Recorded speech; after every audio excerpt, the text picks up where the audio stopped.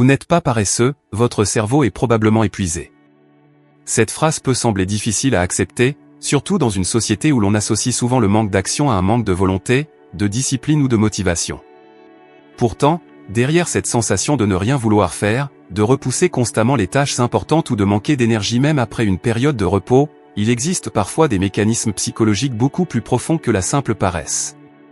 Votre esprit peut être fatigué, surchargé et constamment sollicité sans que vous en ayez réellement conscience. Bienvenue dans cet espace dédié à la compréhension de l'esprit humain et des émotions modernes, où nous explorons la psychologie du comportement, les mécanismes cachés derrière nos pensées, nos habitudes, nos relations et nos réactions émotionnelles. Ici, nous aidons à mieux comprendre l'anxiété, les comportements automatiques, les conflits intérieurs et les pensées qui influencent silencieusement votre quotidien. La plupart des gens se trompent sur ce qu'ils appellent la paresse. Ils pensent qu'il s'agit simplement d'un manque d'effort ou d'un défaut de caractère. Mais la psychologie révèle une réalité différente. Parfois, votre cerveau ne refuse pas d'agir, il essaie simplement de vous protéger après une longue période de stress, de pression mentale ou de surcharge émotionnelle. Et ce mécanisme invisible peut affecter votre confiance en vous, vos objectifs, vos relations et la manière dont vous percevez votre propre valeur. Si vous ne comprenez pas ce qui épuise votre esprit, vous continuerez à vous juger pour des choses que votre cerveau essaie peut-être de gérer. La plupart des personnes ignorent que leurs comportements quotidiens sont influencés par des processus psychologiques invisibles. Il ne s'agit pas seulement de retrouver de la motivation, mais de comprendre comment votre cerveau fonctionne, pourquoi il réduit votre énergie, pourquoi certaines tâches deviennent difficiles et comment reconstruire un équilibre mental plus sain. Si vous restez jusqu'à la fin de cette vidéo, vous découvrirez pourquoi votre cerveau peut créer cette impression d'épuisement, quels sont les signes psychologiques d'une fatigue mentale profonde, pourquoi vous perdez parfois l'envie d'agir même lorsque vous avez des objectifs importants, et surtout quelles stratégies peuvent vous aider à retrouver progressivement votre clarté mentale, votre énergie et votre capacité d'action. Car le véritable problème n'est peut-être pas votre manque de discipline, mais la manière dont votre esprit essaie de gérer une charge invisible que vous ne voyez pas. Et la plupart des gens ne réalisent même pas qu'ils vivent ce processus chaque jour. Vous est-il déjà arrivé de vous réveiller le matin avec l'impression d'être déjà fatigué avant même que la journée commence ? Vous avez des choses importantes à faire, des objectifs que vous voulez atteindre, des projets que vous aimeriez réaliser, mais au moment de commencer, quelque chose bloque.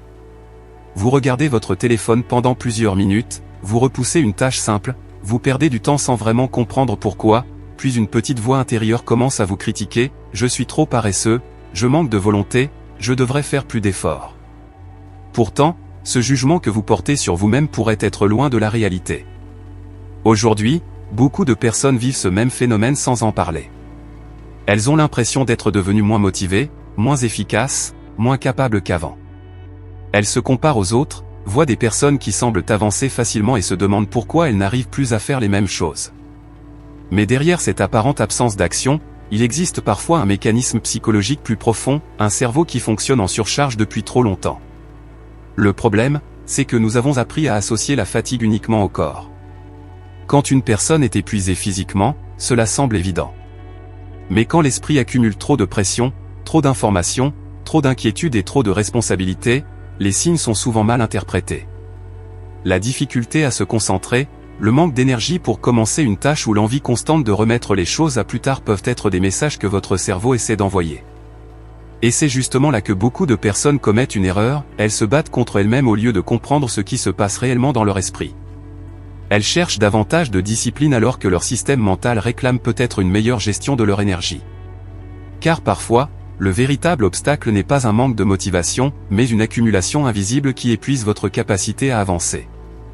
Mais ce qui rend cette situation encore plus surprenante, c'est que certains comportements que vous considérez comme des défauts peuvent en réalité révéler un état mental que vous n'avez jamais appris à identifier. Et comprendre ces signaux change complètement la façon dont vous regardez votre propre comportement. Ce que beaucoup de personnes ne réalisent pas, c'est que leur cerveau peut entrer dans un mode de protection sans qu'elles s'en rendent compte. Lorsque vous accumulez du stress, des responsabilités, des attentes et une pression constante pour être toujours performant, votre esprit commence progressivement à économiser son énergie. Ce processus est souvent invisible, car il ne ressemble pas à une fatigue classique. Vous ne ressentez pas forcément une douleur physique, mais vous remarquez que les petites choses deviennent soudainement plus difficiles. Répondre à un message qui prend normalement quelques secondes peut sembler compliqué. Ranger votre maison, Commencer un projet ou prendre une décision simple peut demander un effort disproportionné. Le cerveau cherche alors naturellement les actions qui demandent moins d'énergie immédiate. C'est pour cette raison que certaines personnes passent plus de temps à regarder des vidéos, à faire défiler les réseaux sociaux ou à éviter certaines tâches, même lorsqu'elles savent qu'elles devraient agir autrement. Le piège est que ce comportement est souvent interprété comme un problème de personnalité. La personne pense « je suis devenu quelqu'un de moins sérieux, je n'ai plus la même ambition, je manque de contrôle ». Pourtant, ce n'est pas toujours une question de caractère. Il peut s'agir d'un schéma mental créé par une accumulation de fatigue émotionnelle et de sollicitations permanentes. Dans la vie sociale, ce mécanisme peut également avoir des conséquences.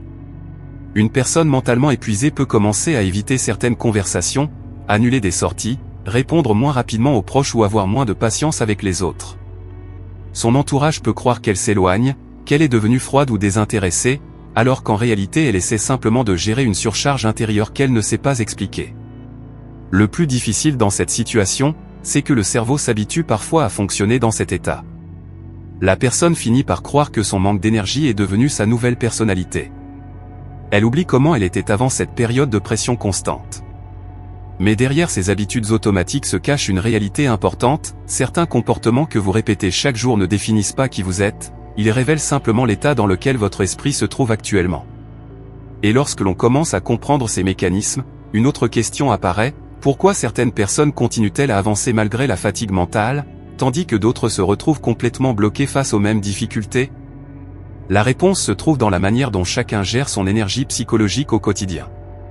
Le plus grand problème avec l'épuisement mental, c'est qu'il ne reste pas uniquement à l'intérieur de votre tête. Petit à petit, il commence à modifier votre manière d'agir, de communiquer et même de vous présenter aux autres. Beaucoup de personnes ne remarquent pas immédiatement ce changement. Elles pensent simplement qu'elles traversent une mauvaise période, qu'elles sont moins sociables ou qu'elles ont perdu leur ancienne énergie. Pourtant, ces petites modifications quotidiennes peuvent transformer progressivement leur vie sociale et leurs relations. Une personne qui se sent constamment vidée mentalement peut commencer à éviter les situations qui demandent une présence émotionnelle. Elle répond moins aux messages, elle participe moins aux conversations, elle préfère rester seule après une journée difficile. Au début, cela peut sembler être un simple besoin de repos. Mais avec le temps, ce comportement peut créer une distance avec les autres. Des proches peuvent avoir l'impression que cette personne n'a plus envie de partager, qu'elle devient distante ou qu'elle ne s'intéresse plus aux relations qu'elle entretenait auparavant. Le plus surprenant, c'est que cette personne peut elle-même souffrir de cette situation. Elle peut ressentir de la solitude tout en ayant de moins en moins d'énergie pour chercher du contact humain. C'est un cercle difficile à comprendre, plus l'esprit est fatigué, plus il cherche à se protéger en réduisant les interactions, mais moins il y a d'échanges positifs, plus le sentiment d'isolement peut augmenter. Cette fatigue invisible peut aussi toucher la confiance en soi. Lorsque quelqu'un repousse constamment des tâches, oublie certaines choses ou n'arrive plus à être aussi productif qu'avant, il peut commencer à douter de ses propres capacités. Chaque petit échec devient une preuve qu'il n'est plus comme avant, alors qu'en réalité son cerveau fonctionne simplement avec une réserve d'énergie limitée. Dans les relations personnelles ou professionnelles, cette perception peut changer la façon dont les autres réagissent également. Une personne moins expressive, moins attentive ou plus facilement irritée peut envoyer des signaux qui ne correspondent pas forcément à ce qu'elle ressent réellement. Les autres voient le comportement extérieur, mais ils ne voient pas toujours le combat intérieur qui se déroule derrière. C'est pour cela qu'il est essentiel de comprendre que certains changements de comportement ne sont pas toujours liés à une perte de valeur personnelle ou à un manque d'intérêt pour la vie. Parfois, ils sont le résultat d'un esprit qui essaie simplement de fonctionner avec trop de poids à porter. Et ce phénomène devient encore plus complexe lorsque l'on découvre comment nos habitudes quotidiennes peuvent maintenir ou aggraver cette fatigue sans même que nous nous en rendions compte. Pour comprendre pourquoi certaines personnes se sentent constamment épuisées mentalement, il faut parfois regarder au-delà du présent. Ce que nous vivons aujourd'hui n'est pas toujours uniquement lié aux événements actuels. Notre façon de réagir face au stress, aux responsabilités ou aux difficultés peut être influencée par des habitudes émotionnelles construites pendant des années, parfois sans même que nous en ayons conscience. Depuis l'enfance, notre cerveau apprend à répondre aux situations en fonction de ce qu'il a vécu. Une personne qui a grandi dans un environnement où elle devait toujours être performante, satisfaire les attentes des autres ou éviter de faire des erreurs peut développer une tendance à rester constamment en alerte. Même lorsqu'elle devient adulte et que la situation change, son esprit peut continuer à fonctionner comme s'il fallait toujours prouver sa valeur ou éviter l'échec. C'est ainsi que certains comportements se répètent. Une personne accepte trop de responsabilités, veut tout contrôler, dit rarement non, puis finit par ressentir une fatigue profonde.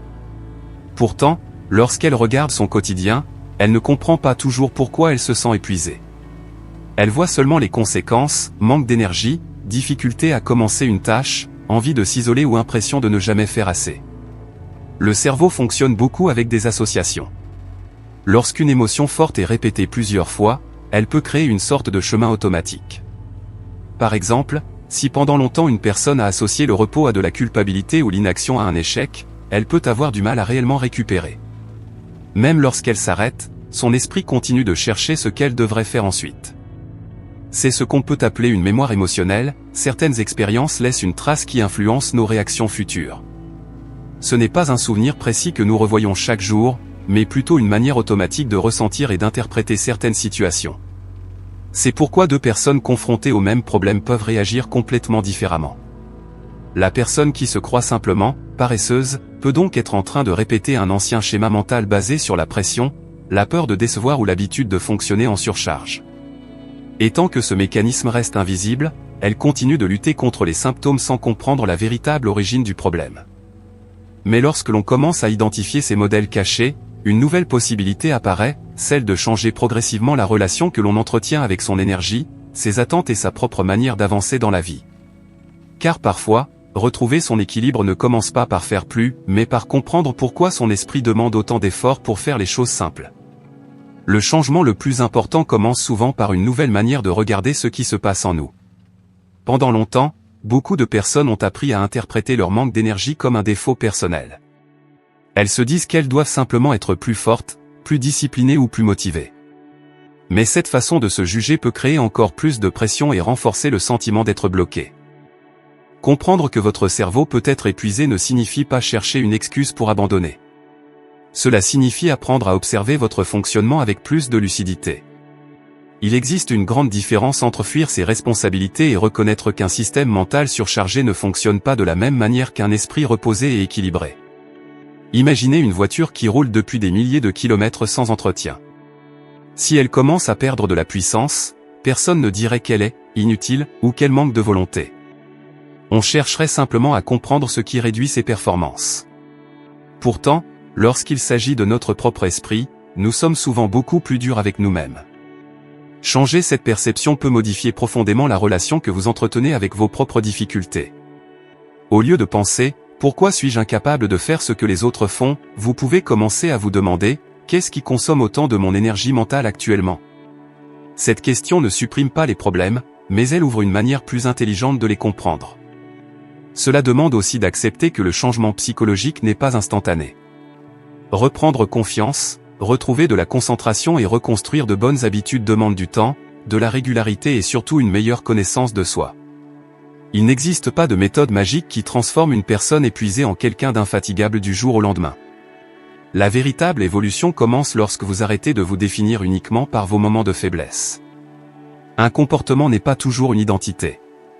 Une période difficile ne représente pas toute votre personnalité. Le fait d'avoir moins d'énergie aujourd'hui ne signifie pas que vous avez perdu votre capacité à avancer demain. Votre esprit essaie constamment de s'adapter aux situations que vous traversez.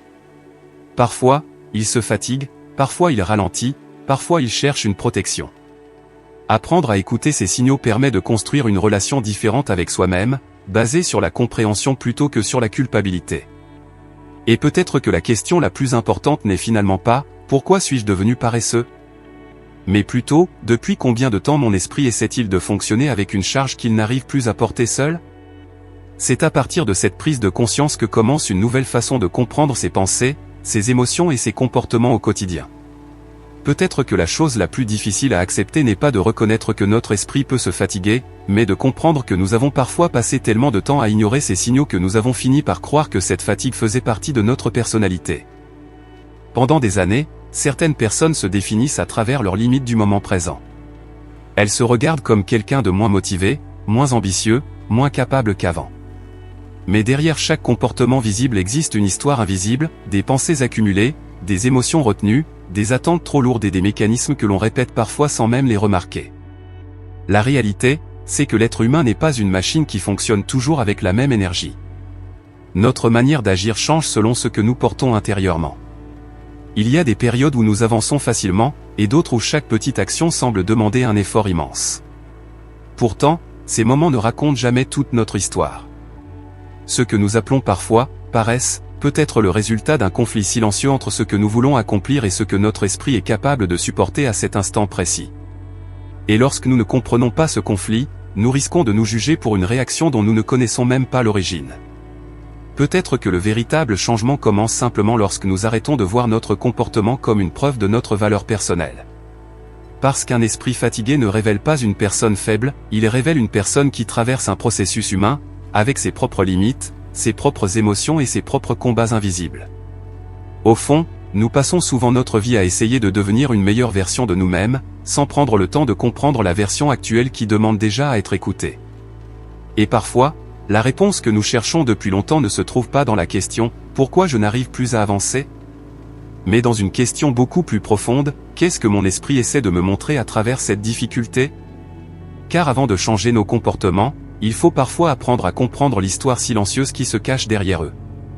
Si vous êtes resté jusqu'ici, c'est que vous cherchez probablement à mieux comprendre votre propre fonctionnement intérieur et les mécanismes invisibles qui influencent vos pensées, vos émotions et vos comportements au quotidien.